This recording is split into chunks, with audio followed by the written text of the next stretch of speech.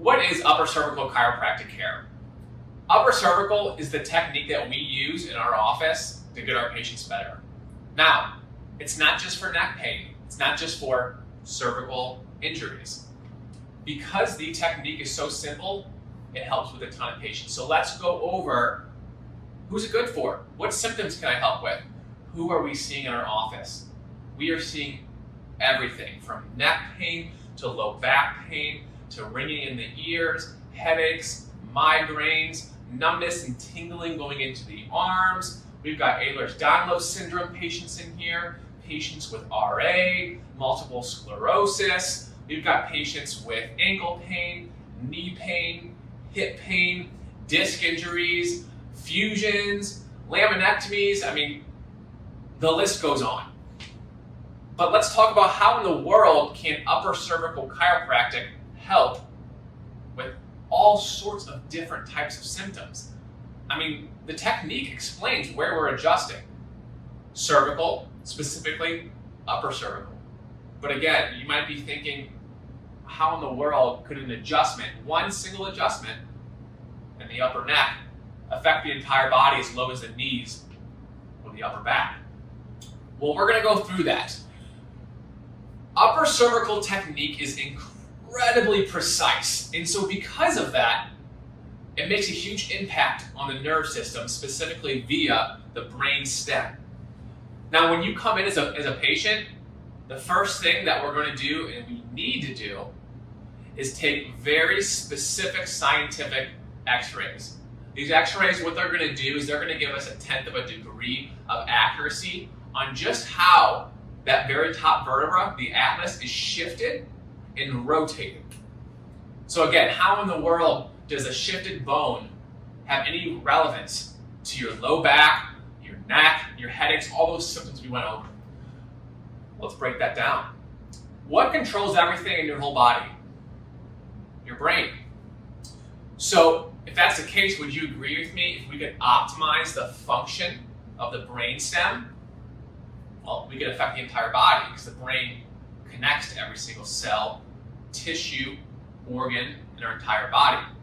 So what we do is I will do some analyses on your x-rays that first visit, and we'll see, again, like I just said, how everything's shifted.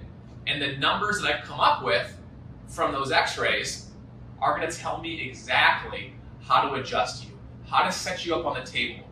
There's no more subjectivity in our practice anymore. It is pure objective approach. Your spine's going to tell me what to do. I'm not going to just simply feel and then know what to do. So this upper cervical technique, though, how in the world, let's break it down. I'm going to give you a quick 30-second anatomy lesson so that you can understand how this affects something, in like the knees. So let's break this down. I've got a skull right here with the very first two vertebrae. Here's the back of the skull, okay? Here's where the face would be. Imagine this patient's laying on their back. You're looking from their head down towards their feet. So if we look right here, this is where the brainstem sits. The brain sits inside of the skull and turns into the brainstem. Now that brainstem sits inside that first vertebra. The problem, though, is that everyone's brainstem connects to that first vertebra. And that first vertebra is just a circle. It's a ring. And that brainstem connects to it. Why is that an issue? Well, because when this vertebra shifts to the side and closes off that hole, it torques and it can create compression on that brainstem.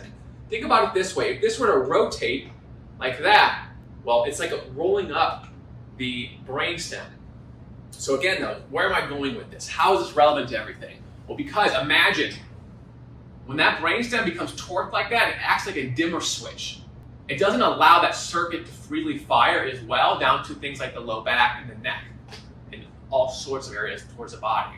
So what we do is very simply take that rotation, bring it back to neutral, optimize it, turn that dimmer switch back up and allow that brain to freely fire. And then we put you in a state of healing. I'm not the one healing you. I'm simply the one moving the bone. You go home in a state of healing, and finally, your body gets a chance to start healing. That explanation there is only a fraction of what's happening in the body when we do make that very specific adjustment to the atlas. Because you're still probably thinking, I don't really understand. How in the world still is this affecting the low back?